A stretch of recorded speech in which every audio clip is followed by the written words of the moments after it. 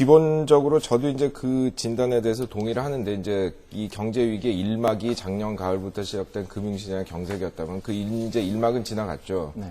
2막이 이제 시작이 된 건데, 그 금융시장이 경색이 되니까 그 과정에서 갑자기 그 기업들이 이제 도산하고 실업이 늘어나면서 이제 실물 경제가 침체를 시작했습니다. 근데 대개 이제 예상하는 것들이 이거 실물 경제 침체가 최소한 올해 말 내년 초까지는 갈 것이다. 이제 이런 예상이고, 미국 같은 경우에 지금 25년 이래 최대인 8.5% 실업률이 됐는데 이것이 이제 그 더 올라갈 거다 뭐 이제 이런 얘기고, 그다음에 이제 내년쯤 들면 이제 3막이 시작이 되는데, 그 3막은 뭐냐면은 기업이 도산하고 예를 들어 실업자가 생기면서 그 사람들이 신용카드 부도 내고 하면서 다시 이제 금융기관에 또 충격이 간단 말이죠. 그래서 이제 그게 끝나봐야 그 다음에 언제 회복이 될지 알 수가 있는데, 이게 또 여러 가지 변수가 많기 때문에 아까 이 부위원장님께서 정확히 지적해 주신 대로 지금 하겠다는 정책들이 얼마나 제대로 잘 집행이 될 거냐. 지금 사실 그 미국 그 금융 안정 계획 같은 거는 뭐 노벨상 수상자 스티글리츠, 크루그만 이런 사람들이 나와서 뭐 집중 포화를 퍼볼 정도로 사실 이게 잘 될지 안 될지 모르는 정책이고, 그다음에 이제 또 그 여러 가지 변수들이 있죠. 그러니까 그 대공황 때도 그렇고 지난 일본의 잃어버린 10년 이런 때를 봐도 그렇고 큰 충격을 받으면 이렇게 올라가는 듯 하다가 또 사람들이 이게 가슴이 두근두근 하고 있기 때문에 조금 또 뭐가 터지면 그냥 갑자기 공황 상태에 빠지고 이제 그런 일들이 있기 때문에, 예를 들어 뭐 그 GM이나 크라이슬러 이런 회사들이 뭐 부분적으로라도 도산을 한다 뭐 이렇게 되면은 네. 부품업체 이런 데까지 파장이 굉장히 크기 때문에 이제 그런 변수들이 나오면서 계속 그 널뛰기를 하면서 갈 겁니다. 그래서 지금 아직 뭐 언제 어떻게 될 거다 하는 걸 예상하는 거는 좀 그 시기상조 아니냐, 저는 그렇게 보고 있습니다. 장 교수님 말씀 들으니까 이제 겨우 금융위기 1막이 끝나고 실물경제 침체로 들어가는 2막에 들어갔을 뿐이고, 3막 신용카드 대란 뭐 등등 일어날 그 3막도 예상이 된다 하는 좀 비관적인 말씀을 해주셨는데, 자, 그 금융위기의 진행 상황에서 여러 가지 변수가 있다는 말씀도 해주셨는데, 네. 자, 유럽발 금융위기에 대해서는 어떻게? 그렇죠. 지금 유럽에서 이미 사실 작은 나라들은 부도가 난 나라들이 많거든요. 그래서 이제 그 소위 말하는 이제 뭐 금융 허브를 하겠다고 나섰던 아이슬란드, 아일랜드, 라트비아 이런 나라들이 이제 우선 얻어맞았고, 그 동유럽에 좀 경제가 취약한 뭐 헝가리, 폴란드 이런 데도 지금 IMF에 손을 벌렸고, 근데 제일 걱정은 지금 사실 영국입니다. 이 영국이 그 이제 미국보다도 사실 금융이 상대적으로 얘기하면 더 발전한 나라인데, 미국은 아무리 뭐 금융업 중심화됐다 하지만 금융업이 전체 국민소득에서 차지하는 비중이 한 뭐 추산 방법에 따라 다르지만 8% 정도 되는 걸로 보는데, 영국은 그게 한 15% 정도 되거든요. 그리고 뭐 그 이제 그런 게 가라앉으니까 경제 전체에 이제 타격이 크고, 그다음에 이제 또 가계 부채가 엄청납니다. 미국이 가계 부채가 높다고 하는데 미국보다도 국민소득 대비하면 가계 부채가 더 높거든요. 그리고 부동산 시장 거품도 그 미국보다 상대적으로 더 컸었고, 그래서 뭐 지금 뭐 소로스 같은 사람이 이러다 영국이 IMF에 가야 되는 거 아니냐 하는 얘기를 할 정도로 경제가 굉장히 불안하거든요. 그러니까 이제 뭐 그게 꼭 그렇게 된다는 거 아니면 거기서 뭔가 좀 삐끗해가지고 일이 일어나면 또 그것이 리만 브라더스가 그랬던 것처럼 전 세계 경제 패닉을 불러일으킬 수도 있는 거죠. 네. 위기에 처한 그 여러 가지 여건이 미국이나 유럽 또 아시아가 처한 것이 다르기 때문에 뭐 또 해법도 달라질 수밖에 없겠네요. 그렇죠. 근데 이제 그 뭐 이 부위원장님 말씀이 뭐 정확하신 말씀이지만, 그래도 또 이제 그 걱정을 안 할 수는 없는 것은, 우리나라는 무역 의존도가 높고 바로 지적해 주신 대로 또 그 기축 통화를 가지고 있지 못하기 때문에 자본시장이 불안하거든요. 그러니까 미국 경제가 그렇게 막 그 무역을 많이 하지만 상대적으로 무역이 경제에서 차지하는 비중이 뭐 15%가 안 된다고요. 그러니까 그 수출이나 수입이. 근데 우리나라는 수출 수입이 차지하는 비율이 뭐 40% 이렇게 되니까 40%가 넘으니까, 그럼 상대적으로 이제 그 외부 충격에 그만큼 약한 거죠. 그래서 내부의 어떤 그런 금융 부실 문제는 거기만큼 없지만 또 상대적으로 외부 충격에 약한 또 약점이 있기 때문에 뭐 또 그 면에서는 또 미국이나 유럽보다 더 어려운 상황에 있다고 볼 수도 있죠. 네. 뭐 좀 더 지켜봐야 알겠죠. 우선 이제 뭐 기본적인 골격만 발표한 거니까. 근데 제가 보기에는 듣기보다는 좀 그렇게 내용이 없는 게 아니냐 그런 걱정인데 예를 들어 뭐 5조 원 이제 재정 투입하겠다 이것도 뭐 새 돈을 그만큼 더 부어 넣겠다는 게 아니라 지금까지 하겠다는 거는 이제 다 합쳐서 이제 한 거기 때문에 뭐 많이 더한 거는 아니고 예. 그러니까 이미 뭐 그 돈을 많이 쓰고 있으니까. 그다음에 이제 제일 저는 불만스러운 것이 이제 뭐 IMF에다가 돈을 줘가지고 후진국을 돕겠다 하는데 그게 사실 문제가 많은 게 첫 번째로 그 돈은 구제금융을 안 받으면 받지 못하는 돈이거든요. 그러니까 나라가 망해야 받을 수 있는 돈이고. 네. 두 번째로 이제 더 걱정인 거는 IMF가 사실 우리나라 외환위기 때도 여러 가지 잘못해가지고 경기를 도리어 더 위축시키고 경제 회복을 돕기는커녕 지연시켰다는 비난을 많이 받고 있는데 IMF가 말로는 자기네가 뭐 한국이나 뭐 이런 아시아 금융위기 때 많이 배워가지고 이제 안 그런다 하지만 최근에 IMF랑 뭐 아까 말씀드린 뭐 라트비아, 헝가리 뭐 이런 나라들, 파키스탄 조약 맺은 거 보면은 다 또 옛날에 하던 그대로 하고 있습니다. 우리나라에 와서 했던 것처럼 재정 지출 지금 선진국들은 늘리고 있는데 후진국에 와가지고 자기들 구제금융 받으면 재정 지출 줄여라. 이자율도 올려라. 뭐 이런 식으로 하고 있거든요. 그러니까 그거에 대한 어떤 재검토가 없이 거기다 돈을 더 준다는 거는 뭐 주권 침해 이런 거를 떠나가지고 경기 회복에도 별로 안 좋은 거거든요. 그러나 이제 아까 이 부위원장님께서 말씀하신 대로 우리나라 입장에서는 그래도 국제적 위상이 올라갔다는 데서 또 우리나라만 보면 이제 긍정적인 면이 있다고 할 수 있는데, 근데 제 생각에는 우리나라가 좀 더 개도국 입장을 좀 적극적으로 반영해주는 그런 내년에 특히 의장국이니까 그런 이니셔티브를 좀 쥐었으면 좋겠어요. 뭐 이명박 대통령도 뭐 얼마 전에 뭐 언급을 하셨지만 BIS 자본 비율 이런 거는 사실 후진국한테 상당히 부담이 되거든요. 특히 지금 뭐 BIS2 뭐 이래가지고 새로 들어오는 그거는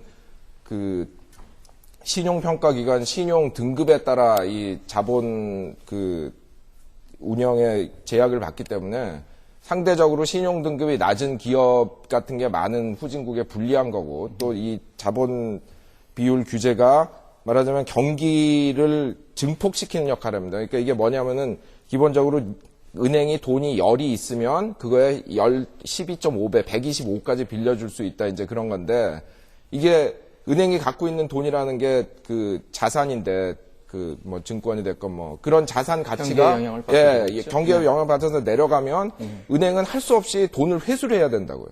그러니까 경기가 더 침체되고 또 이 한번 붐이 일어나면은 뭐 가만히 앉아서 자기네가 잘한 것도 아닌데 자산 가치가 막 올라가니까 은행들은 또 그냥 신이 나서 돈을 더 빌려주고 경기가 과열되는 이제 그런 현상이 있고 그래서 이제 이 BIS 비율 같은 게 문제가 특히 이제 후진국 입장에서 많다고 지적이 됐는데 그런 문제도 좀 적극적으로 개진을 하고 그리고 이제 무역 같은 것도 물론 이제 선진국들이 보호무역을 안 하겠다고 얘기하는 거는 참 좋은 일이지만 사실 뭐 제가 항상 주장하는 게 후진국들은 유치산업 보호 같은 게 지금보다 더 필요하거든요. 네. 물론 옛날식으로 무슨 몇백 프로 관세해서 무역을 막는 거는 곤란하겠지만 그런 것들도 우리가 사실 옛날에 그런 서러움을 겪으면서 경제 발전을 해봤던 나라기 때문에 그런 걸 좀 더 후진국을 도와주는 방향으로 하자던가 사실 한국이 굉장히 특수한 위치에 있는 게 지금 G20에 끼어 있는 나라 중에 그래도 이제 선진국 말석이지만 끼었는데 한 세대에 그렇게 선진국이 된 나라가 없습니다. 그러니까 우리나라는 선진국에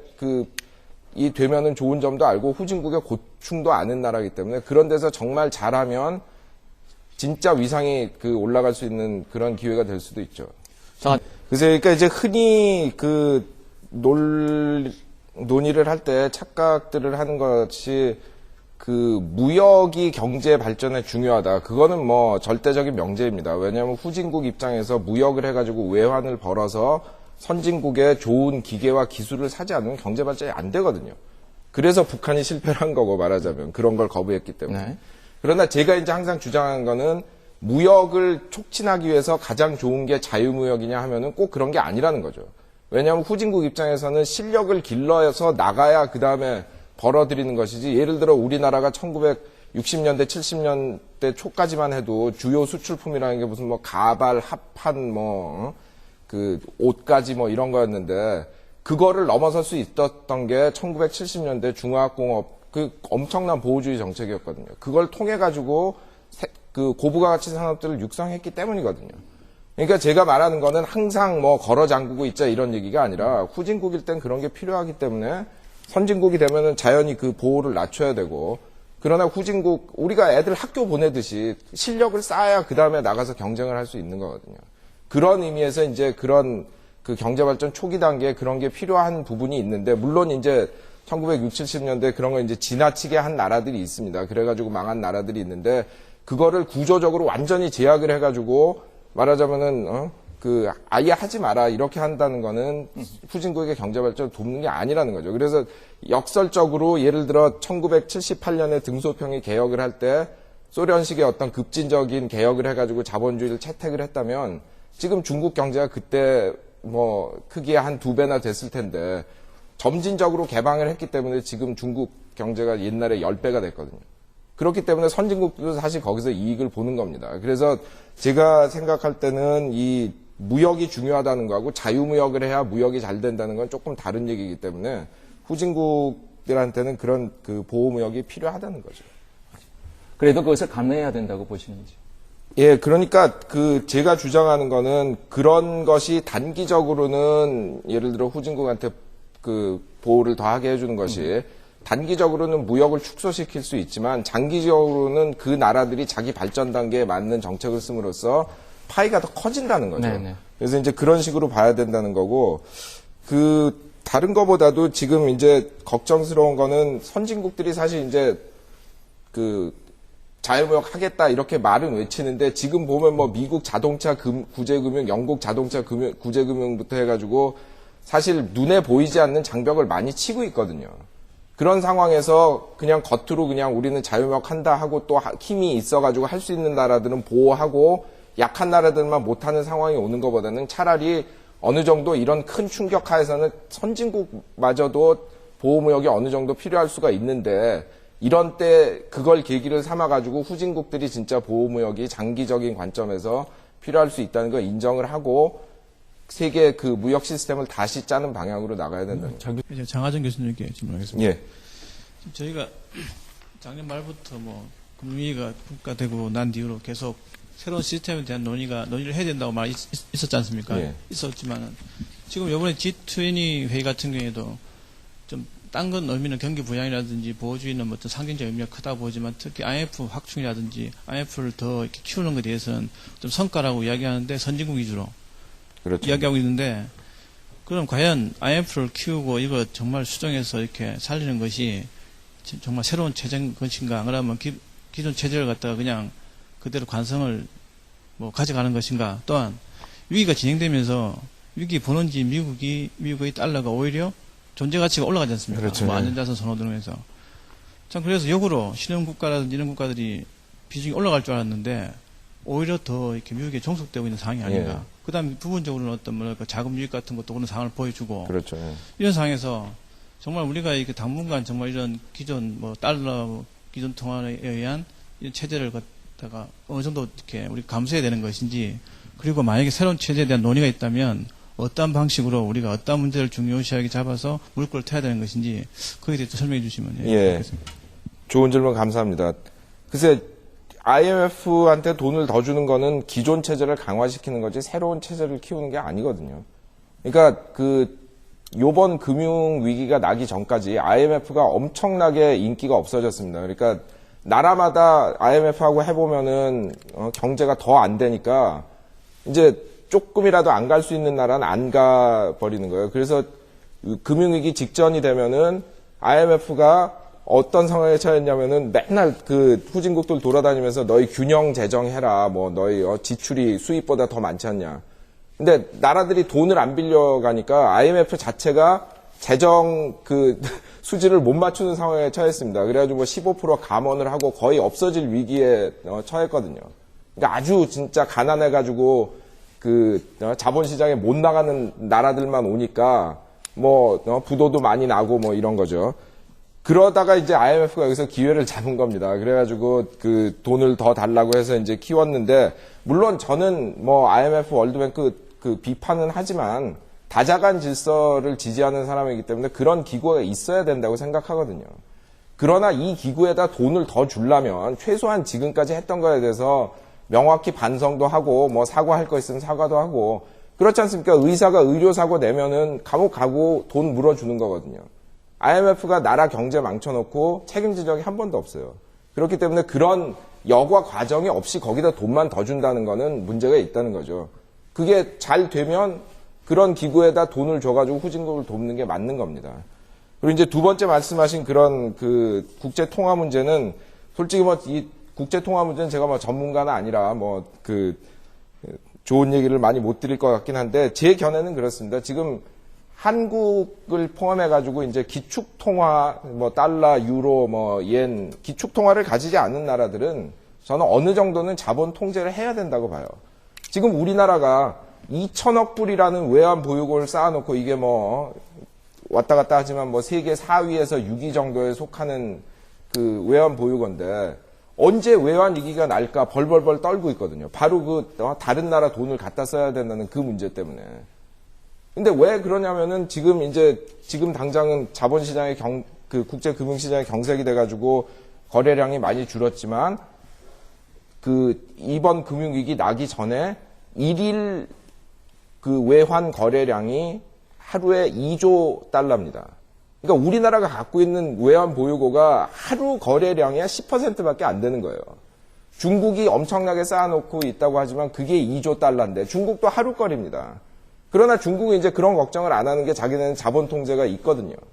그러니까 제 견해는 무조건 이 뭐 자본 통제하는 게 뭐 무조건 나쁘다 이런 식으로 보지 말고 현실을 인정을 해야 되는 거예요. 기축 통화를 안 가진 나라들은 계속 그런 그 외환 보유고 쌓아놓고 그러면 그거 벌어가지고 어디 뭐 그 고수익률 나는 상품에 투자할 수 있는 것도 아니거든요. 유동성이 높아야 되기 때문에 뭐 1년에 1% 이자 주는 미국 국채나 사놓고 이러고 있는데 그 나라 입장에서도 낭비고 전 세계적으로도 그 무역 불균형을 일으키는 원인이 되고 그런 바에야 어느 정도 그 물론 이제 항상 있어야 되는 게 아니라 이제 그 말하자면은 그 위기 상황이 오면은 경보가 울리면서 이제 차단막이 내려오는 이제 그런 체제로 해가지고 자본 통제를 쓸 수 있게 해주지 않으면은 이 문제가 계속 될 겁니다. 우리가 10년을 그 외환 보유고를 허리띠를 졸라매고 벌어가지고 쌓아놨는데 그것도 모자라가지고 매일 전전긍긍하고 있지 않습니까? 그래서 이제 그거는 그런 식으로 저는 아예 발상을 바꿔야 된다고 생각해요. 네. 김상원 연구원 뭐 보충 질문 있으신지? 짧은 질문 하나 더 하겠습니다. 네. 우리 두 번에 다 해야 되는데 장하정 교수님 하나 더 질문. 예. 지금 저희 금융위기 그 원인 중에 하나가 파생 상품 복잡성이고 뭐 파생 상품을 볼 수 있는데 이 규제를 해야 되는데 규제를 하게 되면 과연 지금 금융산업이 존재 가치가 있는 것인지. 근데 만약에 지금 금융산업이 존재 가치가 있게 하려면 규제를 하더라도 뭐 어떤 식으로 이렇게 해야 되는 것이 좀 설계는 방법이 있는 건지 그때 간단하게. 예, 글쎄요. 저는 뭐 파생 상품은 기본적으로 그 금지를 하고 그 다음에 이제 이게 경제에 진짜 도움이 된다는 거 보이기 전에는 거래를 못하게 해야 된다고 생각하거든요. 뭐 이런 말 드리면은 뭐 극단적인 얘기한다고 많이들 말씀하시는데 사실 우리가 그런 거 항상 하고 있습니다. 의약품 같은 것도 인체에 해가 없다는 게 밝혀져야 팔 수 있는 거고 자동차, 전기 제품 다 안전 기준이 있거든요. 근데 파생 상품만 없다는 거는 오죽하면은 그 미국 투자의 규제라고 하는 워렌 버핏이 이거는 금융가의 대량 살상 무기다 이런 얘기를 했겠습니까? 너무 복잡해서 이해를 못 하거든요.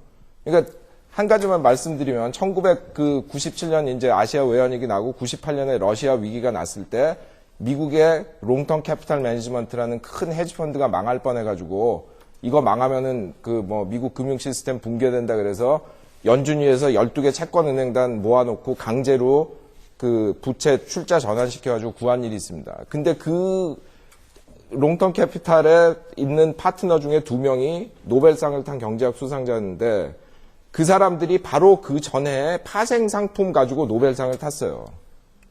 근데 더 재밌는 것이 그 중에 이제 머튼하고 숄스라는 교수인데 숄스 교수가 그걸 살아남아서 1999년에 또 헤지펀드를 세웠습니다. 플래티늄 그룹 에셋 매니지먼트라고 PGAM이라고. 근데 그게 작년 가을에 또 부도가 났어요. 한 번은 실수라고 하지만 노벨상 탄 사람이 2번 해가지고 다 망했으면 그거는 이해를 못했다는 얘기거든요. 그만큼 복잡한 상품입니다. 물론 파생 상품이 유효한 것도 있어요. 그러나 그거를 제대로 미리 검증을 거쳐가지고 이거는 진짜 뭐 위험이 어느 정도 있긴 하지만 그래도 실보다 득이 더 많을 거다. 이제 그런 상품만 허용을 해줘야 된다는 거죠.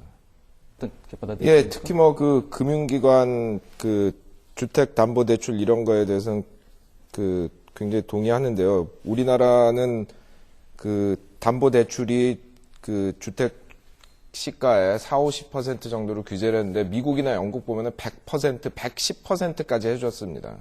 그러니까 뭐 엄청나게 그 분야에 있어서는 건전한 거죠. 근데 한 가지 이제 걱정이 되는 거는 우리나라가 기업 부채 비율은 낮아졌는데 가계 부채 비율은 굉장히 높아졌거든요.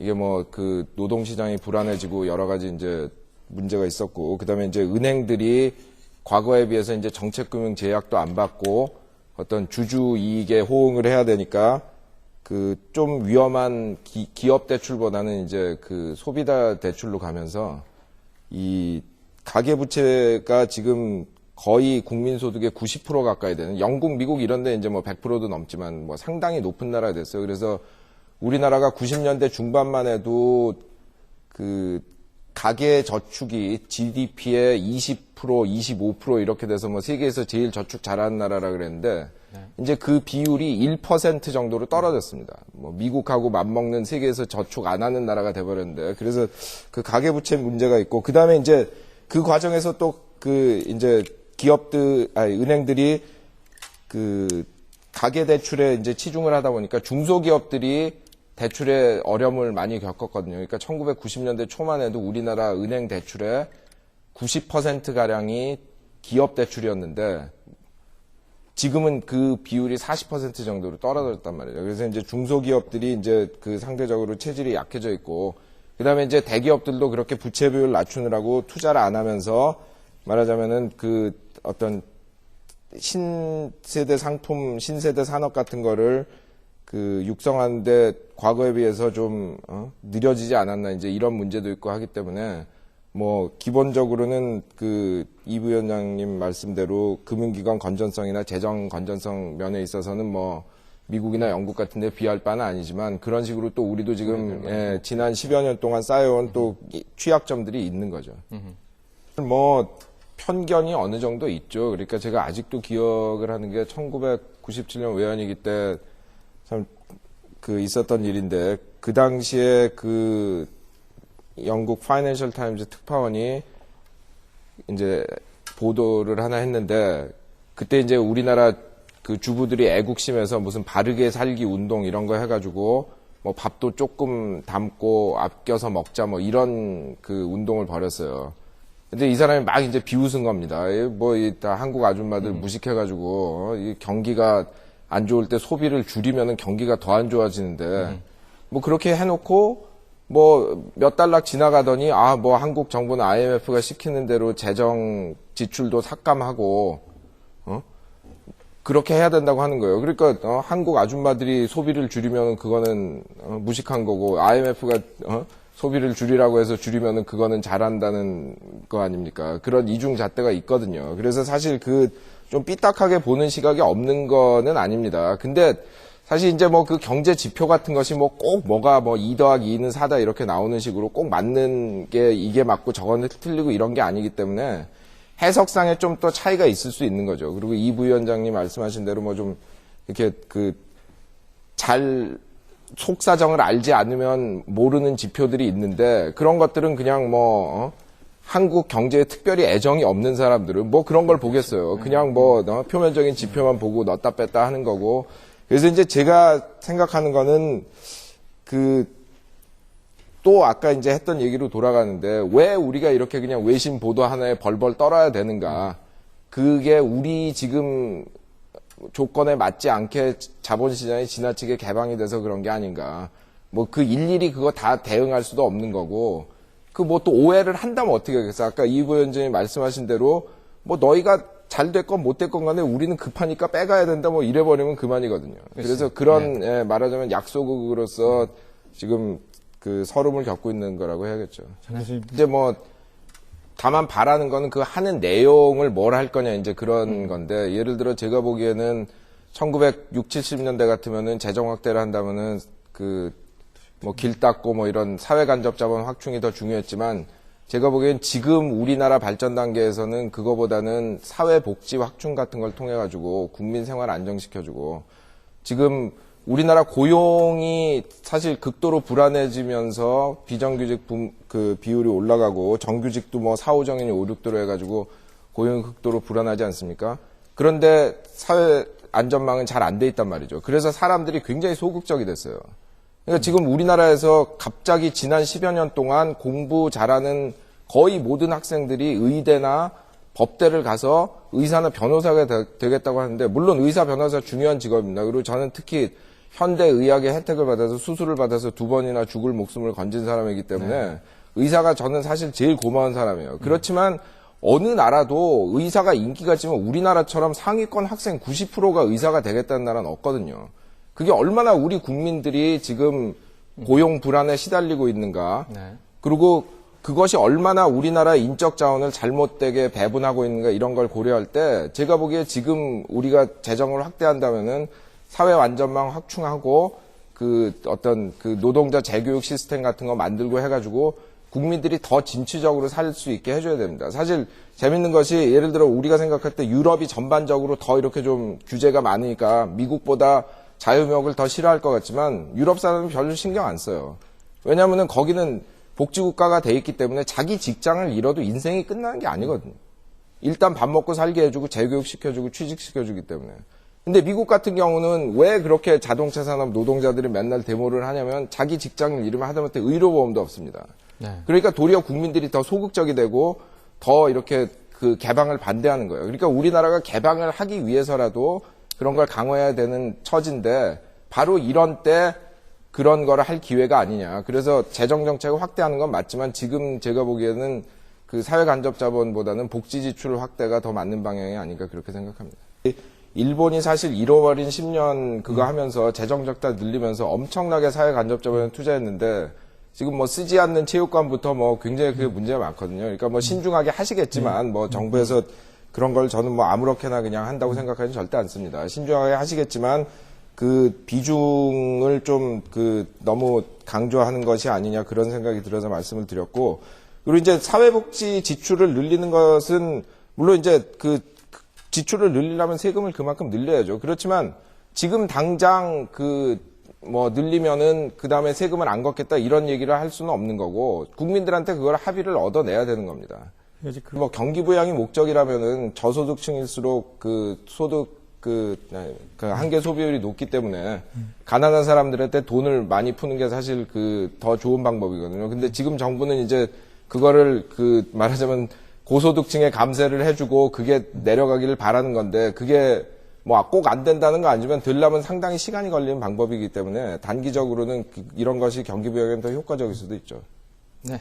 저는 또 뭐 그 재벌 편이라고 알려진 사람이라 이런 얘기를 하는 게 어떻게 들리실지 모르겠지만 글쎄 제가 지금 사실 그 금융현 뭐 지난번 정부부터 추진한 일이죠. 그 지난번 정부 이번 정부 추진하는 금융 발전 계획 뭐 이런 거를 볼 때 사실 많은 분들이 이제 그 은행의 재벌 지분을 늘리면 이거 뭐 사금과하는 거 아니냐 뭐 이런 얘기 하는데 저는 그거는 사실 제도적으로 막을 수 있다고 봐요. 예를 들어 그게 걱정이 되면 자기 계열 재벌에는 아예 돈을 못 빌려주게 한다던가 뭐 지금 이미 또 소유에 비해서 의결권도 제한하고 있고 그런 식으로 통제가 가능한데 제가 걱정하는 거는 이런 과정에서 그 말하자면 재벌들이 도리어 그냥 제조업하기 귀찮고 이러니까 그냥 우리도 금융 자본화 해가지고 그냥 편히 먹고 살자 도리어 이렇게 되는 게 그 저한테는 더 큰 걱정이거든요. 그래서 지금 사실 그 뭐 정부 안도 이제 그 최근 그 미국이나 이런 데 금융 사태를 보면서 많이 좀 수정이 된 걸로 알고 있습니다만 기본적으로는 그 미국식의 어떤 그 투자은행, IB 그 모델 내지는 뭐 그거의 변형이라고 할 수 있는 그 상업 및 투자은행 뭐 CIB 뭐 이런 걸 이제 모델로 하고 있는데 그 모델이 지금 뭐 거의 뭐 파산된 것이 보여졌고 그다음에 설사 그 모델을 추구하고 싶더라도 지금은 사실 저는 할 때가 아니라고 봅니다. 지금 뭐 세계 금융시장을 막 뒤집혀가지고 이게 도대체 투자은행업이라는 게 어떤 식으로 재편이 될지, 파생상품은 어떤 식으로 나올지, 그리고 뭐 이 레버리지 규제 같은 거 어떻게 될지 불확실한 상황인데, 설사 지금 정부 안을 지지하는 입장이라고 하더라도 지금은 좀 관망할 때거든요. 근데 너무 급격하게 추진하는 것이 아닌가, 그런 것이 걱정되는 거죠. 글쎄, 우리 지금 금융 문제를 얘기할 때 제가 뭐 한 가지 우선 말씀드리고 싶은 거는, 저는 사실 금융산업이 발달해야 된다고 생각하거든요. 그러니까 19세기에 보면 뭐 아담 스미스를 비롯해가지고 많은 그 경제학자들이 금융산업에 별로 좋게 생각 안 했습니다. 그래가지고 뭐 주식회사 제도 같은 것도 반대하고 뭐 은행도 막 싫어하는 사람도 있고, 근데 그런 게 발전했기 때문에 큰 기업도 나오고 대출해가지고 그 사업 규모도 확장해가지고 자본주의가 발전한 거거든요. 그래서 제가 뭐 이제 소위 이제 금융 자본주의를 비판한다고 그 금융 자체를 반대하는 거 아니고, 문제는 뭐냐면은 지금 금융이 과도하게 발전했다는 거죠. 미국과 영국 같은 나라 특히 이제 문제가 된 것이, 사실 우리나라 외환위기 때 그런 나라에서 와가지고 뭐 너희 뭐 금융이 발전 안 해가지고 뭐 위험 심사할 능력도 없어서 그냥 맨날 담보 대출하고 그러니까 이렇게 다 망한 거 아니냐 하는데, 그렇죠. 지금 그러던 사람들이 그냥 무디스에서 트리플 A 매겨준다고 그냥 다 산 거거든요. 그러니까 사실 그 사람들이 발전했다고 하는 것이 실제로 내실이 있는 게 아니고, 그렇게 잘 나가는 것 같이 보였던 가장 중요한 원인 중에 하나가 그 규제 완화입니다. 그래가지고 예를 들어 옛날 같으면은 서프라임 그런 그 신용도가 낮은 사람들한테 집 빌려준 자산은 그냥 빌려준 금융기관이 그냥 갖고 있는 건데, 그걸 이제 막 규제를 완화하니까 그걸 잘라가지고 막 사방에 뿌려놓고 이러니까 이제 문제가 생긴 거거든요. 그래서 지금 이런 것들이 금융 발전이라는 것이 얼마나 허상이 많았는가, 그거에 대해서 좀 생각해 볼 필요가 있고, 그렇다면 이제 그거에 맞춰가지고 우리가 할 것은 뭔가, 이거를 좀 신중하게 생각해 볼 필요가 있다는 거죠. 그게 발전한 것 같았지만 결국 3%, 4% 규모로 줄어들 정도로 속이 골마 있었다는 얘기니까. 그럼 과연 금융 발전한 게 뭐냐? 저는 그거는 제조업 실물 부분하고 같이 손잡고 가는 거라고 봅니다. 물론 그런 IB 기능 같은 거 중요하죠. 근데 사실 옛날에 처음에 미국의 IB가 생겼을 때, 그리고 이제 독일도 그때 이제 거기는 상업은행하고 결합해서 했지만 19세기 말 이런 때 굉장히 중요한 기능을 했어요. 뭐 벤처 캐피탈 기능도 하고 구조 조정하는 역할도 해주고 뭐 여러 가지 역할을 했는데, 지금 이제 말하자면은 옆길로 샌 거거든요. 그런 걸 하면 안 된다는 거죠. 네. 그래서 뭐 한 해 한 해 적자 나는 거는 문제가 아니죠. 그러니까 이게 또 뭐 제가 IMF에 대해서 많이 비판하고 다니는 건데, 계속 균형 재정하라고 하거든요. 근데 생각해 보시면 1년이라는 거는 지극히 자의적인 단위입니다. 매년 균형 재정해야 되면 그럼 매달은 왜 안 하고 매주는 왜 안 해요? 말이 안 되는 거거든요. 그러니까 이게 경기 사이클에 맞춰가지고 돈을 푸는 게 필요할 때는 적자를 내고, 돈을 죄는 게 필요할 때 흑자를 내고, 그러면 되는 거거든요. 장기적으로 걱정하시는 거는 맞지만 지금 당장 뭐 올해 얼마다 작년에 얼마다 이거 가지고 걱정은 할 필요가 없다고 생각하고요. 지금 사실 제가 보기에 세계 경제 문제 자체는 대공황 때보다도 더 심각한데, 그나마 그래도 이렇게라도 유지가 되는 게 재정 지출 확대와 통화 정책 완화 때문에 그런 거니까, 지금 당장 그거보다는 이제 앞으로 정부가 어떻게 하나를 잘 감시해 주시는 게 중요하다고 생각합니다. 네, 다음 분. 예. 뭐 옛날부터 계속 반대를 했으니까요. 첫째로 이제 반대한 이유는 양국 간 자유무역 협정을 맺으면은 그게 사실 진정한 자유무역이 아니거든요.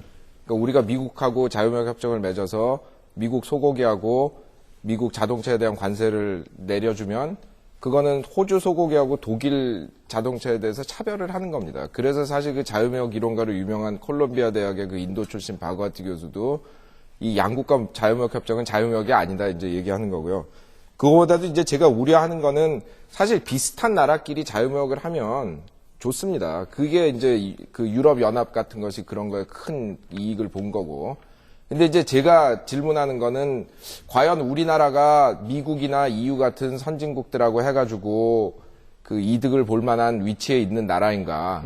그렇지 않다고 생각하거든요. 그러니까 우리나라에 지금 뭐 정말 많이 발전했지만 국민소득이나 뭐 우리나라가 잘한다고 하는 제조업 생산성도 미국의 반이 안 되는데 조금 더 하더라도 조금 더 있다 해야 된다는 거죠. 그래서 지금 특히 뭐 미국이 뭐 그 자동차 뭐 이런 문제 때문에 또 다시 또 들고 나올 상황이니까 제가 보기에는 지금 그거를 꼭 성급히 해야 되냐 할 단계가 아닌데 저는 그렇게 생각합니다.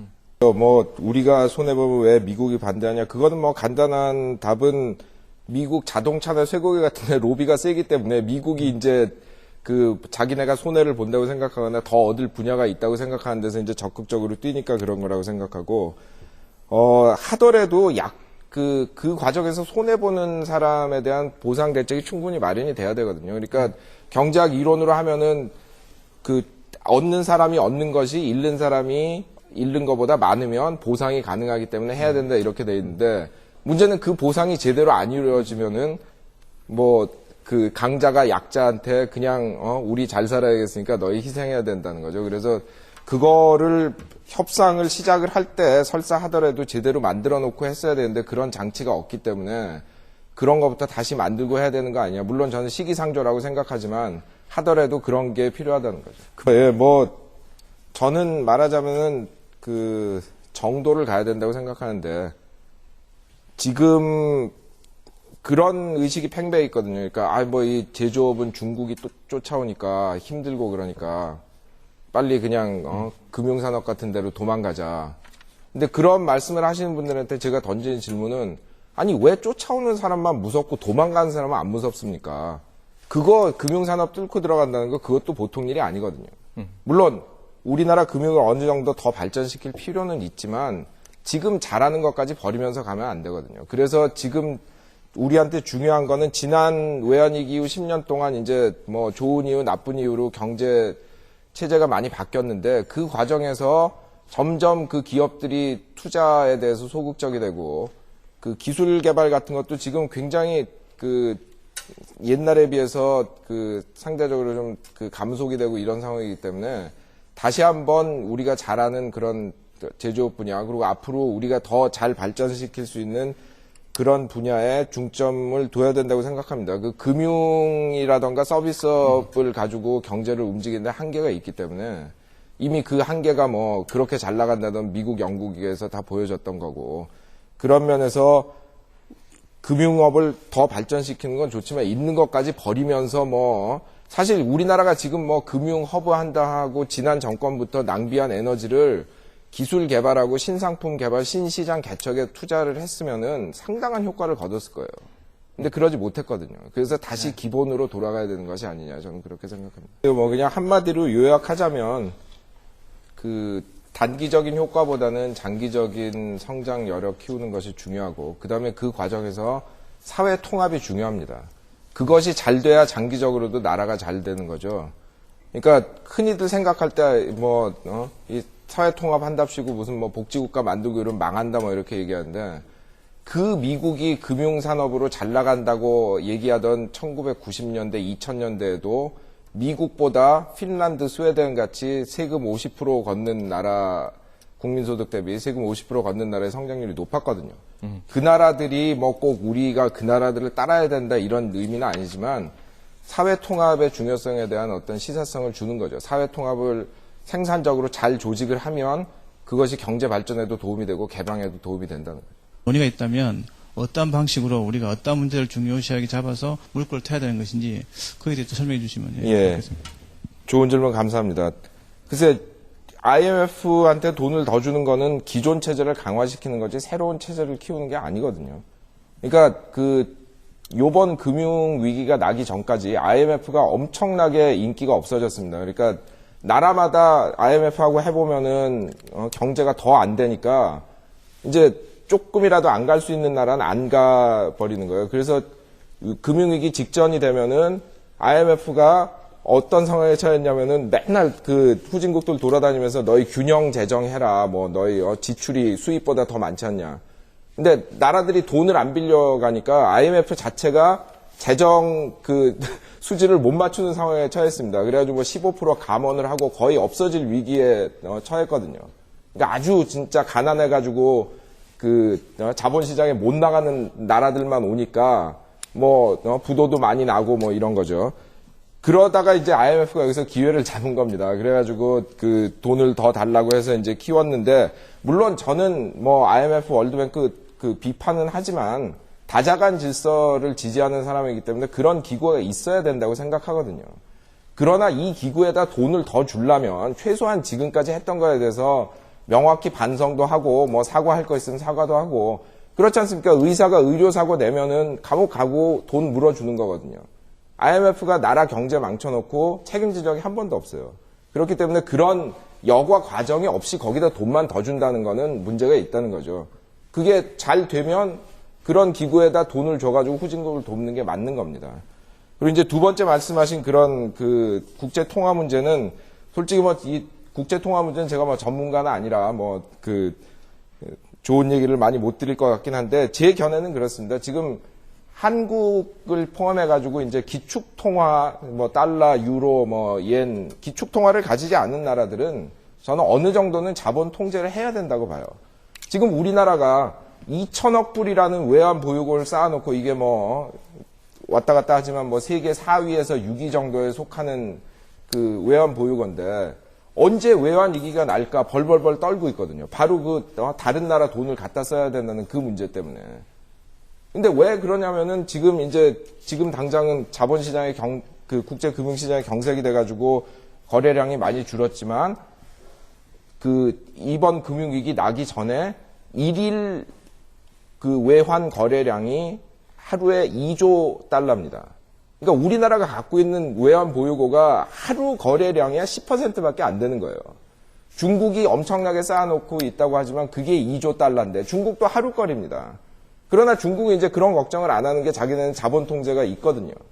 그러니까 제 견해는 무조건 자본 통제하는 게 무조건 나쁘다 이런 식으로 보지 말고 현실을 인정을 해야 되는 거예요. 기축통화를 안 가진 나라들은 계속 그런 외환 보유고 쌓아놓고, 그러면 그거 벌어가지고 어디 고수익률 나는 상품에 투자할 수 있는 것도 아니거든요. 유동성이 높아야 되기 때문에 1년에 1% 이자 주는 미국 국채나 사놓고 이러고 있는데, 그 나라 입장에서도 낭비고 전 세계적으로도 무역 불균형을 일으키는 원인이 되고, 그런 바에야 어느 정도 물론 이제 항상 있어야 되는 게 아니라 이제 말하자면은 위기 상황이 오면은 경보가 울리면서 이제 차단막이 내려오는 이제 그런 체제로 해가지고 자본 통제를 쓸 수 있게 해주지 않으면은 이 문제가 계속 될 겁니다. 우리가 10년을 외환 보유고를 허리띠를 졸라매고 벌어가지고 쌓아놨는데 그것도 모자라가지고 매일 전전긍긍하고 있지 않습니까? 그래서 이제 그거는 그런 식으로 저는 아예 발상을 바꿔야 된다고 생각해요. 네. 김상원 연구원 보충 질문 있으신지? 짧은 질문 하나 더 하겠습니다. 우리 두 분 다 해야 되는데 장하정 교수님 하나 더 질문. 예. 지금 저희 금융위기 원인 중에 하나가 파생상품 복잡성이고 파생상품을 볼 수 있는데, 이 규제를 해야 되는데, 규제를 하게 되면 과연 지금 금융산업이 존재 가치가 있는 것인지. 근데 만약에 지금 금융산업이 존재 가치가 있게 하려면 규제를 하더라도 어떤 식으로 이렇게 해야 되는 것이 좀 쓰기는 방법이 있는 건지 그때 간단하게. 예, 글쎄요. 저는 파생상품은 기본적으로 금지를 하고 그 다음에 이제 이게 경제에 진짜 도움이 된다는 거 보이기 전에는 거래를 못하게 해야 된다고 생각하거든요. 이런 말 드리면은 극단적인 얘기한다고 많이들 말씀하시는데, 사실 우리가 그런 거 항상 하고 있습니다. 의약품 같은 것도 인체에 해가 없다는 게 밝혀져야 팔 수 있는 거고, 자동차, 전기 제품 다 안전 기준이 있거든요. 근데 파생 상품만 없다는 거는 오죽하면은 미국 투자의 귀재라고 하는 워렌 버핏이 이거는 금융가의 대량 살상 무기다 이런 얘기를 했겠습니까? 너무 복잡해서 이해를 못 하거든요. 그러니까 한 가지만 말씀드리면 1997년 이제 아시아 외환위기 나고 98년에 러시아 위기가 났을 때 미국의 롱텀 캐피탈 매니지먼트라는 큰 헤지펀드가 망할 뻔해가지고 이거 망하면은 미국 금융 시스템 붕괴된다 그래서 연준위에서 12개 채권은행단 모아놓고 강제로 부채 출자 전환시켜가지고 구한 일이 있습니다. 근데 롱텀 캐피탈에 있는 파트너 중에 2명이 노벨상을 탄 경제학 수상자였는데 그 사람들이 바로 그 전에 파생 상품 가지고 노벨상을 탔어요. 근데 더 재밌는 것이 그 중에 이제 머튼하고 쇼울스라는 교수인데 쇼울스 교수가 그걸 살아남아서 1999년에 또 헤지펀드를 세웠습니다. 플래티늄 그룹 에셋 매니지먼트라고 PGAM이라고. 근데 그게 작년 가을에 또 부도가 났어요. 한 번은 실수라고 하지만 노벨상 탄 사람이 2번 해가지고 다 망했으면 그거는 이해를 못했다는 얘기거든요. 그만큼 복잡한 상품입니다. 물론 파생 상품이 유효한 것도 있어요. 그러나 그거를 제대로 미리 검증을 거쳐가지고 이거는 진짜 뭐 위험이 어느 정도 있긴 하지만 그래도 실보다 득이 더 많을 거다. 이제 그런 상품만 허용을 해줘야 된다는 거죠. 예, 특히 뭐 그 금융기관 그 주택담보대출 이런 거에 대해서는 그 굉장히 동의하는데요. 우리나라는 그 담보대출이 그 주택 시가의 40-50% 정도로 규제를 했는데 미국이나 영국 보면은 100%, 110 정부에서 그런 걸 저는 뭐 아무렇게나 그냥 한다고 생각하지는 절대 않습니다. 신중하게 하시겠지만 그 비중을 좀 그 너무 강조하는 것이 아니냐 그런 생각이 들어서 말씀을 드렸고 그리고 이제 사회복지 지출을 늘리는 것은 물론 이제 그 지출을 늘리려면 세금을 그만큼 늘려야죠. 그렇지만 지금 당장 뭐 늘리면은 그 다음에 세금을 안 걷겠다 이런 얘기를 할 수는 없는 거고 국민들한테 그걸 합의를 얻어내야 되는 겁니다. 뭐 경기 부양이 목적이라면은 저소득층일수록 그 소득 그 한계 소비율이 높기 때문에 가난한 사람들한테 돈을 많이 푸는 게 사실 그 더 좋은 방법이거든요. 근데 지금 정부는 이제 그거를 그 말하자면 고소득층에 감세를 해주고 그게 내려가기를 바라는 건데 그게 뭐 꼭 안 된다는 거 아니지만 되려면 상당히 시간이 걸리는 방법이기 때문에 단기적으로는 이런 것이 경기 부양에는 더 효과적일 수도 있죠. 네. 저는 또 뭐 그 재벌 편이라고 알려진 사람이라 이런 얘기를 하는 게 어떻게 들리실지 모르겠지만 글쎄 제가 지금 사실 그 뭐 지난번 정부부터 추진한 일이죠. 그 지난번 정부 이번 정부 추진하는 금융 발전 계획 뭐 이런 거를 볼 때 사실 많은 분들이 이제 그 은행의 재벌 지분을 늘리면 이거 뭐 사금과하는 거 아니냐 뭐 이런 얘기 하는데 저는 그거는 사실 제도적으로 막을 수 있다고 봐요. 예를 들어 그게 걱정이 되면 자기 계열 재벌에는 아예 돈을 못 빌려주게 한다던가 뭐 지금 이미 또 소유에 비해서 의결권도 제한하고 있고 그런 식으로 통제가 가능한데 제가 걱정하는 거는 이런 과정에서 말하자면 재벌들이 도리어 그냥 제조업하기 귀찮고 이러니까 그냥 우리도 금융 자본화 해가지고 그냥 편히 먹고 살자 도리어 이렇게 되는 게 저한테는 더 큰 걱정이거든요. 네. 그래서 지금 사실 정부 안도 이제 최근 미국이나 이런 데 금융 사태를 보면서 많이 좀 수정이 된 걸로 알고 있습니다만 기본적으로는 미국식의 어떤 투자은행, IB 모델 내지는 뭐 그거의 변형이라고 할 수 있는 상업 및 투자은행, CIB 이런 걸 이제 모델로 하고 있는데 그 모델이 지금 거의 파산된 것이 보여졌고 그 다음에 설사 그 모델을 추구하고 싶더라도 지금은 사실 저는 할 때가 아니라고 봅니다. 지금 세계 금융시장을 막 뒤집혀가지고 이게 도대체 투자은행업이라는 게 어떤 식으로 재편이 될지 파생상품은 어떤 식으로 나올지 그리고 이 레버리지 규제 같은 거 어떻게 될지 불확실한 상황인데 설사 지금 정부 안을 지지하는 입장이라고 하더라도 지금은 좀 관망할 때거든요. 근데 너무 급격하게 추진하는 것이 아닌가 그런 것이 걱정되는 거죠. 글쎄 우리 지금 금융 문제를 얘기할 때 제가 한 가지 우선 말씀드리고 싶은 거는 저는 사실 금융산업이 발달해야 된다고 생각하거든요. 그러니까 19세기에 보면 아담 스미스를 비롯해가지고 많은 경제학자들이 금융산업에 별로 좋게 생각 안 했습니다. 그래가지고 주식회사 제도 같은 것도 반대하고 은행도 막 싫어하는 사람도 있고 근데 그런 게 발전했기 때문에 큰 기업도 나오고 대출해가지고 사업 규모도 확장해가지고 자본주의가 발전한 거거든요. 그래서 제가 이제 소위 이제 금융 자본주의를 비판한다고 금융 자체를 반대하는 거 아니고 문제는 뭐냐면은 지금 금융이 과도하게 발전했다는 거죠. 미국과 영국 같은 나라 특히 이제 문제가 된 것이 사실 우리나라 외환위기 때 그런 나라에서 와가지고 너희 금융이 발전 안 해가지고 위험 심사할 능력도 없어서 그냥 맨날 담보 대출하고 그러니까 이렇게 다 망한 거 아니냐 하는데 그렇죠. 지금 그러던 사람들이 그냥 무디스에서 트리플 A 매겨준다고 그냥 다 산 거거든요. 그러니까 사실 그 사람들이 발전했다고 하는 것이 실제로 내실이 있는 게 아니고 그렇게 잘 나가는 것 같이 보였던 가장 중요한 원인 중에 하나가 그 규제 완화입니다. 그래가지고 예를 들어 옛날 같으면은 서프라임 그런 그 신용도가 낮은 사람들한테 집 빌려준 자산은 그냥 빌려준 금융기관이 그냥 갖고 있는 건데 그걸 이제 막 규제를 완화하니까 그걸 잘라가지고 막 사방에 뿌려놓고 이러니까 이제 문제가 생긴 거거든요. 그래서 지금 이런 것들이 금융 발전이라는 것이 얼마나 허상이 많았는가 그거에 대해서 좀 생각해 볼 필요가 있고 그렇다면 이제 그거에 맞춰가지고 우리가 할 것은 뭔가 이거를 좀 신중하게 생각해 볼 필요가 있다는 거죠. 그게 발전한 것 같았지만 결국 3%, 4% 규모로 줄어들 정도로 속이 골마 있었다는 얘기니까 그럼 과연 금융 발전한 게 뭐냐? 저는 그거는 제조업 실물 부분하고 같이 손잡고 가는 거라고 봅니다. 물론 그런 IB 기능 같은 거 중요하죠. 근데 사실 옛날에 처음에 이 미국의 IB가 생겼을 때 그리고 이제 독일도 그때 이제 거기는 상업은행하고 결합해서 했지만 19세기 말 이런 때 굉장히 중요한 기능을 했어요. 뭐 벤처 캐피탈 기능도 하고 구조 조정하는 역할도 해주고 뭐 여러 가지 역할을 했는데 지금 이제 말하자면은 옆길로 샌 거거든요. 그런 걸 하면 안 된다는 거죠. 네. 그래서 한 해 한 해 적자 나는 거는 문제가 아니죠. 그러니까 이게 또 뭐 제가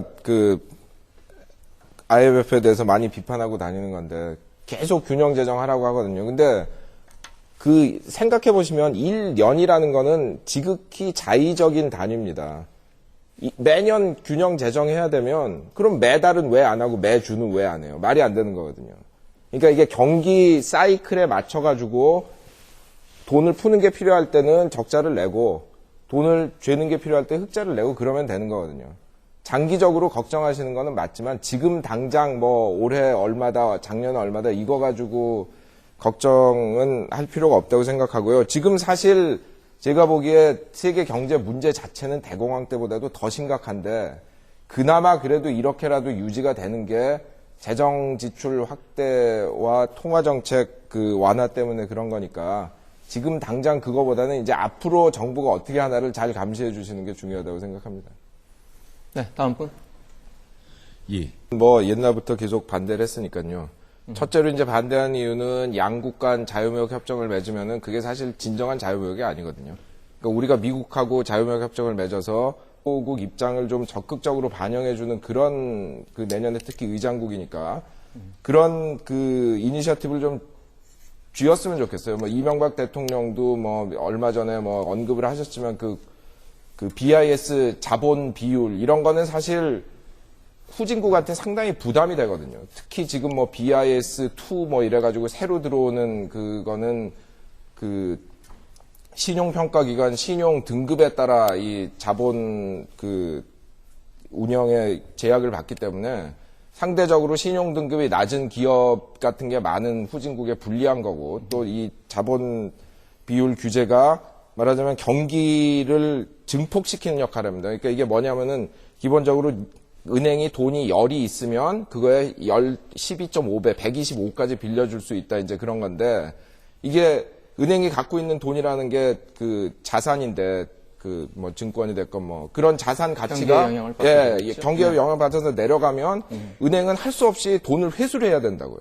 그러니까 경기가 더 침체되고 또 이 한번 붐이 일어나면은 가만히 앉아서 자기네가 잘한 것도 아닌데 자산 가치가 막 올라가니까 은행들은 또 그냥 신이 나서 돈을 더 빌려주고 경기가 과열되는 이제 그런 현상이 있고 그래서 이제 이 BIS 비율 같은 게 문제가 특히 이제 후진국 입장에서 많다고 지적이 됐는데 그런 문제도 좀 적극적으로 개진을 하고 그리고 이제 무역 같은 것도 물론 이제 선진국들이 보호무역을 안 하겠다고 얘기하는 거는 참 좋은 일이지만 사실 제가 항상 주장하는 게 후진국들은 유치산업 보호 같은 게 지금보다 더 필요하거든요. 네. 물론 옛날식으로 무슨 몇백 프로 관세해서 무역을 막는 거는 곤란하겠지만 그런 것들도 우리가 사실 옛날에 그런 서러움을 겪으면서 경제 발전을 해봤던 나라기 때문에 그런 걸 좀 더 후진국을 도와주는 방향으로 하자던가 사실 한국이 굉장히 특수한 위치에 있는 게 지금 G20에 끼어 있는 나라 중에 그래도 이제 선진국 말석이지만 끼었는데 한 세대에 그렇게 선진국이 된 나라가 없습니다. 그러니까 우리나라는 선진국의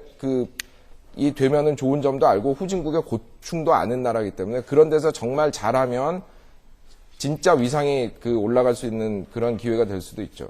자, 그래서 그러니까 이제 흔히 논의를 할 때 착각들을 하는 것이 무역이 경제 발전에 중요하다. 그거는 뭐 절대적인 명제입니다. 왜냐하면 후진국 입장에서 무역을 해가지고 외환을 벌어서 선진국의 좋은 기계와 기술을 사지 않으면 경제 발전이 안 되거든요. 그래서 북한이 실패를 한 거고 말하자면 그런 걸 거부했기 때문에. 네. 그러나 제가 이제 항상 주장하는 거는 무역을 촉진하기 위해서 가장 좋은 게 자유무역이냐 하면은 꼭 그런 게 아니라는 거죠.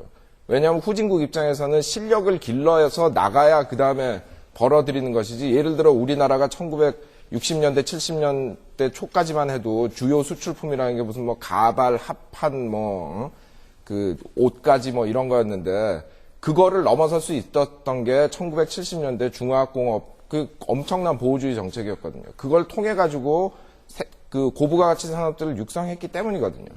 그러니까 제가 말하는 거는 항상 걸어 잠그고 있자 이런 얘기가 아니라 후진국일 땐 그런 게 필요하기 때문에 선진국이 되면은 자연히 그 보호를 낮춰야 되고 그러나 후진국 우리가 애들 학교 보내듯이 실력을 쌓아야 그 다음에 나가서 경쟁을 할 수 있는 거거든요. 그런 의미에서 이제 그런 경제 발전 초기 단계에 그런 게 필요한 부분이 있는데 물론 이제 1960, 70년대 그런 거 이제 지나치게 한 나라들이 있습니다. 그래가지고 망한 나라들이 있는데 그거를 구조적으로 완전히 제약을 해가지고 말하자면은 아예 하지 마라 이렇게 한다는 거는 후진국의 경제 발전을 돕는 게 아니라는 거죠. 그래서 역설적으로 예를 들어 1978년에 등소평이 개혁을 할 때 소련식의 어떤 급진적인 개혁을 해가지고 자본주의를 채택을 했다면 지금 중국 경제가 그때 크기에 한 2배나 됐을 텐데 점진적으로 개방을 했기 때문에 지금 중국 경제가 옛날에 10배가 됐거든요. 그렇기 때문에 선진국도 사실 거기서 이익을 보는 겁니다. 그래서 제가 생각할 때는 이 무역이 중요하다는 거하고 자유무역을 해야 무역이 잘 된다는 건 조금 다른 얘기이기 때문에 후진국들한테는 그런 보호무역이 필요하다는 거죠. 그래도 그것을 감내해야 된다고 보시는지. 예, 그러니까 제가 주장하는 거는 그런 것이 단기적으로는 예를 들어 후진국한테 보호를 더하게 해주는 것이 단기적으로는 무역을 축소시킬 수 있지만 장기적으로는 그 나라들이 자기 발전 단계에 맞는 정책을 씀으로써 파이가 더 커진다는 거죠. 네네. 그래서 이제 그런 식으로 봐야 된다는 거고 다른 거보다도 지금 이제 걱정스러운 거는 선진국들이 사실 이제 자유무역 하겠다 이렇게 말은 외치는데 지금 보면 미국 자동차 구제금융, 영국 자동차 구제금융부터 해가지고 사실 눈에 보이지 않는 장벽을 많이 치고 있거든요. 그런 상황에서 그냥 겉으로 그냥 우리는 자유무역 한다 하고 또 힘이 있어가지고 할 수 있는 나라들은 보호하고 약한 나라들만 못하는 상황이 오는 것보다는 차라리 어느 정도 이런 큰 충격 하에서는 선진국마저도 보호무역이 어느 정도 필요할 수가 있는데 이런 때 그걸 계기를 삼아가지고 후진국들이 진짜 보호무역이 장기적인 관점에서 필요할 수 있다는 걸 인정을 하고 세계 무역 시스템을 다시 짜는 방향으로 나가야 된다는 거죠. 이제 장하정 교수님께 질문하겠습니다. 예. 저희가 작년 말부터 금융위기가 국가되고 난 뒤로 계속 새로운 시스템에 대한 논의를 해야 된다고 말이 있었지 않습니까? 예. 있었지만 지금 이번에 G20 회의 같은 경우에도 좀 딴 건 의미는 경기 부양이라든지 보호주의는 어떤 상징적 의미가 크다 보지만 특히 IMF 확충이라든지 IMF를 더 이렇게 키우는 것에 대해서는 좀 성과라고 이야기하는데 선진국 위주로 그렇죠. 이야기하고 있는데 그럼 과연 IMF를 키우고 이거 정말 수정해서 이렇게 살리는 것이 정말 새로운 체제인 것인가? 그러면 기존 체제를 갖다가 그냥 그대로 관성을 가져가는 것인가? 또한 위기가 진행되면서 위기 보는지 미국의 달러가 오히려 존재 가치가 올라가지 않습니까? 그렇죠. 안전자산 선호 등에서. 참 그래서 역으로 신흥국가라든지 이런 국가들이 비중이 올라갈 줄 알았는데 오히려 더 이렇게 미국에 종속되고 있는 상황이 아닌가. 예. 그 다음에 부분적으로는 어떤 자금 유입 같은 것도 그런 상황을 보여주고. 그렇죠. 예. 이런 상황에서 정말 우리가 이렇게 당분간 정말 이런 기존 달러 기존 통화에 의한 이런 체제를 갖다가 어느 정도 이렇게 우리 감수해야 되는 것인지 그리고 만약에 새로운 체제에 대한 10%까지 해줬습니다. 그러니까 엄청나게 그 분야에 있어서는 건전한 거죠. 근데 한 가지 이제 걱정이 되는 거는 우리나라가 기업 부채 비율은 낮아졌는데 가계 부채 비율은 굉장히 높아졌거든요. 이게 노동 시장이 불안해지고 여러 가지 이제 문제가 있었고 그다음에 이제 은행들이 과거에 비해서 이제 정책금융 제약도 안 받고 어떤 주주 이익에 호응을 해야 되니까 그 좀 위험한 기업 대출보다는 이제 그 소비자 대출로 가면서 이 가계부채가 지금 거의 국민소득의 90% 가까이 되는 영국, 미국 이런 데 이제 뭐 100%도 넘지만 뭐 상당히 높은 나라가 됐어요. 그래서 우리나라가 90년대 중반만 해도 그 가계 저축이 GDP의 20%, 25% 이렇게 돼서 뭐 세계에서 제일 저축 잘하는 나라라 그랬는데 이제 그 비율이 1% 정도로 떨어졌습니다. 뭐 미국하고 맞먹는 세계에서 저축 안 하는 나라가 돼버렸는데 그래서 그 가계부채 문제가 있고 그 다음에 이제 그 과정에서 또 그 이제 은행들이 그 가계대출에 이제 치중을 하다 보니까 중소기업들이 대출에 어려움을 많이 겪었거든요. 그러니까 1990년대 초만 해도 우리나라 은행 대출의 90%가량이 기업 대출이었는데 지금은 그 비율이 40% 정도로 떨어졌단 말이에요. 그래서 이제 중소기업들이 이제 그 상대적으로 체질이 약해져 있고 그 다음에 이제 대기업들도 그렇게 부채 비율 낮추느라고 투자를 안 하면서 말하자면은 그 어떤 신세대 상품, 신세대 산업 같은 거를 그 육성하는데 과거에 비해서 좀 느려지지 않았나 이제 이런 문제도 있고 하기 때문에 뭐 기본적으로는 그 이 부위원장님 말씀대로 금융기관 건전성이나 재정 건전성 면에 있어서는 뭐 미국이나 영국 같은 데 비할 바는 아니지만 그런 식으로 또 우리도 지금 지난 10여 년 동안 쌓여온 또 취약점들이 있는 거죠.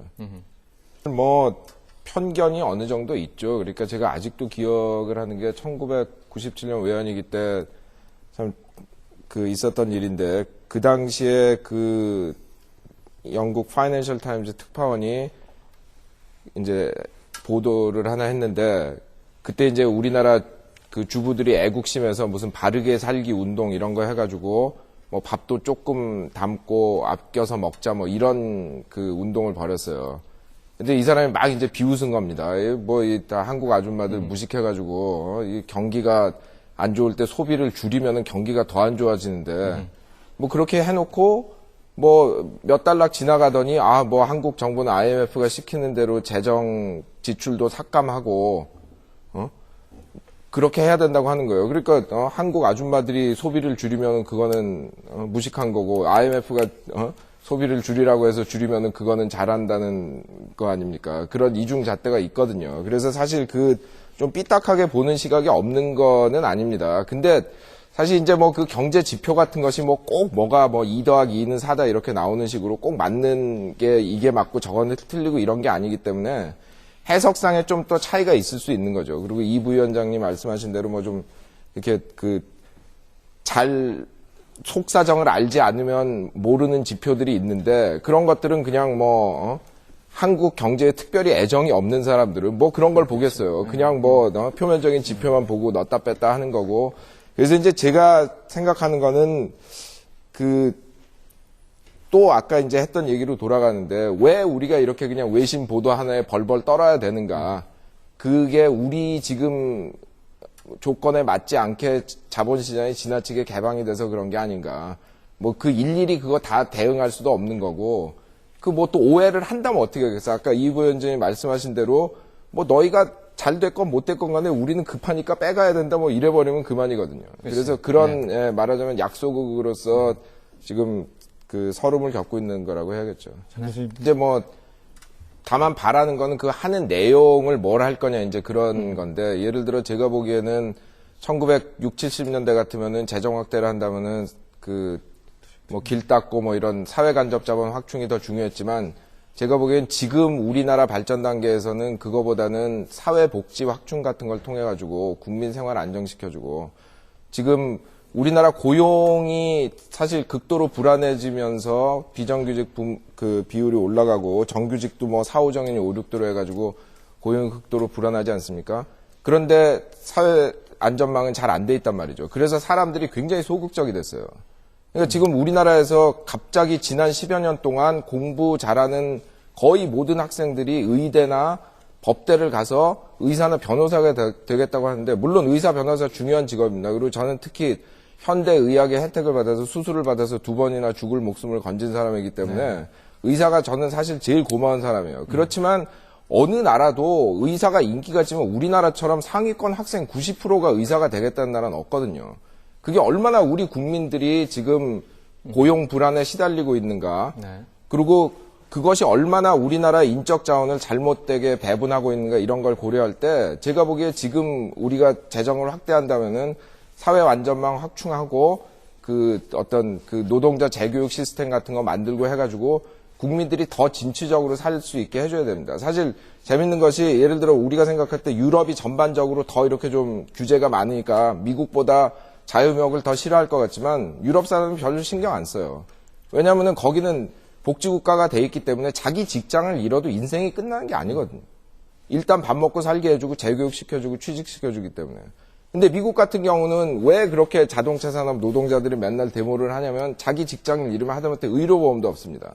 네. 그러니까 도리어 국민들이 더 소극적이 되고 더 이렇게 그 개방을 반대하는 거예요. 그러니까 우리나라가 개방을 하기 위해서라도 그런 걸 강화해야 되는 처지인데 바로 이런 때 그런 거를 할 기회가 아니냐. 그래서 재정 정책을 확대하는 건 맞지만 지금 제가 보기에는 그 사회 간접 자본보다는 복지 지출 확대가 더 맞는 방향이 아닌가 그렇게 생각합니다.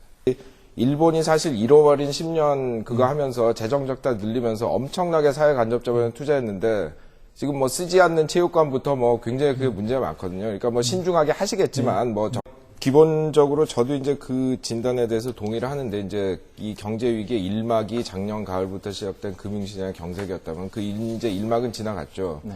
2막이 이제 시작이 된 건데 그 금융시장이 경색이 되니까 그 과정에서 갑자기 그 기업들이 이제 도산하고 실업이 늘어나면서 이제 실물 경제가 침체를 시작했습니다. 근데 대개 이제 예상하는 것들이 이거 실물 경제 침체가 최소한 올해 말 내년 초까지는 갈 것이다. 이제 이런 예상이고 미국 같은 경우에 지금 25년 이래 최대인 8.5% 실업률이 됐는데 이것이 이제 그 더 올라갈 거다 뭐 이제 이런 얘기고 그다음에 이제 내년쯤 들면 이제 3막이 시작이 되는데 그 3막은 뭐냐면은 기업이 도산하고 예를 들어 실업자가 생기면서 그 사람들이 신용카드 부도 내고 하면서 다시 이제 금융기관에 또 충격이 간단 말이죠. 그래서 이제 그게 끝나 봐야 그 다음에 언제 회복이 될지 알 수가 있는데 이게 또 여러 가지 변수가 많기 때문에 아까 이 부위원장님께서 정확히 지적해 주신 대로 지금 하겠다는 정책들이 얼마나 제대로 잘 집행이 될 거냐. 지금 사실 그 미국 그 금융 안정 계획 같은 거는 뭐 노벨상 수상자 스티글리츠 크루그만 이런 사람들이 나와서 뭐 집중 포화를 퍼볼 정도로 사실 이게 잘 될지 안 될지 모르는 정책이고 그다음에 이제 또 그 여러 가지 변수들이 있죠. 그러니까 그 대공황 때도 그렇고 지난 일본의 잃어버린 10년 이런 때를 봐도 그렇고 큰 충격을 받으면 이렇게 올라가는 듯 하다가 또 사람들이 이게 가슴이 두근두근 하고 있기 때문에 조금 또 뭐가 터지면 그냥 갑자기 공황 상태에 빠지고 이제 그런 일들이 있기 때문에 예를 들어 뭐 그 GM이나 크라이슬러 이런 회사들이 뭐 부분적으로라도 도산을 한다 뭐 이렇게 되면은 네. 부품업체 이런 데까지 파장이 굉장히 크기 때문에 이제 그런 변수들이 나오면서 계속 그 널뛰기를 하면서 갈 겁니다. 그래서 지금 아직 뭐 언제 어떻게 될 거다 하는 걸 예상하는 거는 좀 그 시기상조 아니냐 저는 그렇게 보고 있습니다. 장 교수님 말씀 들으니까 이제 겨우 금융위기 1막이 끝나고 실물경제 침체로 들어가는 2막에 들어갔을 뿐이고 3막 신용카드 대란 뭐 등등 일어날 그 3막도 예상이 된다 하는 좀 비관적인 말씀을 해주셨는데 자, 그 금융위기의 진행 상황에서 여러 가지 변수가 있다는 말씀도 해주셨는데 네. 자, 유럽발 금융위기에 대해서는 어떻게 그렇죠. 지금 유럽에서 이미 사실 작은 나라들은 부도가 난 나라들이 많거든요. 그래서 이제 그 소위 말하는 이제 뭐 금융 허브를 하겠다고 나섰던 아이슬란드, 아일랜드, 라트비아 이런 나라들이 이제 우선 얻어맞았고 그 동유럽의 좀 경제가 취약한 뭐 헝가리, 폴란드 이런 데도 지금 IMF에 손을 벌렸고 근데 제일 걱정은 지금 사실 영국입니다. 이 영국이 그 이제 미국보다도 사실 금융이 상대적으로 얘기하면 더 발전한 나라인데 미국은 아무리 뭐 금융업 중심화됐다 하지만 금융업이 전체 국민소득에서 차지하는 비중이 한 뭐 추산 방법에 따라 다르지만 8% 정도 되는 걸로 보는데 영국은 그게 한 15% 정도 되거든요. 그리고 뭐 그 이제 그런 게 가라앉으니까 경제 전체에 이제 타격이 크고 그다음에 이제 또 가계 부채가 엄청납니다. 미국이 가계 부채가 높다고 하는데 미국보다도 국민소득 대비하면 가계 부채가 더 높거든요. 그리고 부동산 시장 거품도 그 미국보다 상대적으로 더 컸었고, 그래서 뭐 지금 뭐 소로스 같은 사람이 이러다 영국이 IMF에 가야 되는 거 아니냐 하는 얘기를 할 정도로 경제가 굉장히 불안하거든요. 그러니까 이제 뭐 그게 꼭 그렇게 된다는 거 아니면 거기서 뭔가 좀 삐끗해가지고 일이 일어나면 또 그것이 리만 브라더스가 그랬던 것처럼 전 세계 경제 패닉을 불러일으킬 수도 있는 거죠. 네. 위기에 처한 그 여러 가지 여건이 미국이나 유럽 또 아시아가 처한 것이 다르기 때문에 뭐 또 해법도 달라질 수밖에 없겠네요. 그렇죠. 근데 이제 이 부위원장님 말씀이 뭐 정확하신 말씀이지만 그래도 또 이제 그 걱정을 안 할 수는 없는 것은 우리나라는 무역 의존도가 높고 바로 지적해 주신 대로 또 그 기축 통화를 가지고 있지 못하기 때문에 자본시장이 불안하거든요. 그러니까 미국 경제가 그렇게 막 그 무역을 많이 하지만 상대적으로 무역이 경제에서 차지하는 비중이 뭐 15%가 안 된다고요. 그러니까 그 수출이나 수입이. 근데 우리나라는 수출 수입이 차지하는 비율이 뭐 40% 이렇게 되니까 40%가 넘으니까 그럼 상대적으로 이제 그 외부 충격에 그만큼 약한 거죠. 그래서 내부의 어떤 그런 금융 부실 문제는 거기만큼 없지만 또 상대적으로 외부 충격에 약한 또 약점이 있기 때문에 뭐 또 그 면에서는 또 미국이나 유럽보다 더 어려운 상황에 있다고 볼 수도 있죠. 네. 좀 더 지켜봐야 알겠죠. 우선 이제 뭐 기본적인 골격만 발표한 거니까. 근데 제가 보기에는 듣기보다는 좀 그렇게 내용이 없는 게 아니냐 그런 걱정인데 예를 들어 뭐 5조 원 이제 재정 투입하겠다 이것도 뭐 새 돈을 그만큼 더 부어 넣겠다는 게 아니라 지금까지 하겠다는 거랑 이제 다 합쳐서 이제 한 거기 때문에 뭐 많이 더하는 거는 아니고 예. 그러니까 이미 뭐 돈을 많이 쓰고 있으니까. 그다음에 이제 제일 저는 불만스러운 것이 이제 뭐 IMF에다가 돈을 줘가지고 후진국을 돕겠다 하는데 그게 사실 문제가 많은 게 첫 번째로 그 돈은 구제금융을 안 받으면 받지 못하는 돈이거든요. 그러니까 나라가 망해야 받을 수 있는 돈이고. 두 번째로 이제 더 걱정인 거는 IMF가 사실 우리나라 외환위기 때도 여러 가지 잘못해가지고 경기를 도리어 더 위축시키고 경제 회복을 돕기는커녕 지연시켰다는 비난을 많이 받고 있는데 IMF가 말로는 자기네가 뭐 한국이나 뭐 이런 아시아 금융위기 때 많이 배워가지고 이제 안 그런다 하지만 최근에 IMF랑 뭐 아까 말씀드린 뭐 라트비아, 헝가리 뭐 이런 나라들, 파키스탄 조약 맺은 거 보면은 다 또 옛날에 하던 그대로 하고 있습니다. 우리나라에 와서 했던 것처럼 재정 지출 지금 선진국들은 늘리고 있는데 후진국에 와가지고 자기들 구제금융 받으면 재정 지출 줄여라. 이자율도 올려라. 뭐 이런 식으로 하고 있거든요. 그러니까 그거에 대한 어떤 재검토가 없이 거기다 돈을 더 준다는 거는 뭐 주권 침해 이런 거를 떠나가지고 경기 회복에도 별로 안 좋은 거거든요. 그러나 이제 아까 이 부위원장님께서 말씀하신 대로 우리나라 입장에서는 그래도 국제적 위상이 올라갔다는 데서 또 우리나라만 보면 이제 긍정적인 면이 있다고 할 수 있는데, 근데 제 생각에는 우리나라가 좀 더 궤도